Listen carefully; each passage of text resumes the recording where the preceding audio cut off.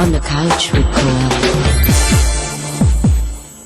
He is an Academy Award-winning director who hates the big studios and yet can only make humongous blockbusters.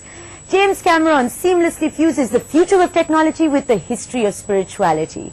He set a titanic world record and then broke it with a new Avatar. Oscar or no Oscar, he is the biggest director in the world and he's on my couch. It doesn't get hotter than this. Jim, Mr. James Cameron, in other words, thank you very much for being on the couch with me today. It's my pleasure. Thank you. What does the word avatar mean to you? Because it is a Hindu word for us also. Of course.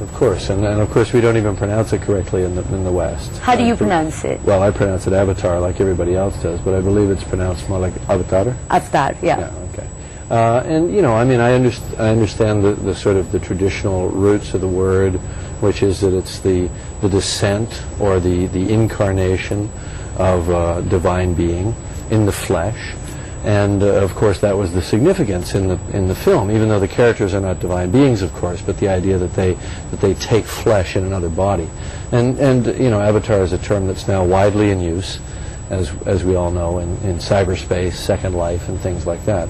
So it's very similar in the sense that people are able to project themselves into a surrogate form, an alter ego, if you will. So how much of the Hindu philosophy, since you actually know a lot about this word and where it comes from, etc., how much of the actual Hindu philosophy is in your film? Because for me, and this is open to interpretation, a lot of the tree of souls and a lot of the spirituality actually rang true from Hinduism. Good, you know? good. Well, you know, look, I'm not a practicing Hindu. I'm certainly familiar with a lot of the beliefs of the Hindu religion, and I find it quite fascinating.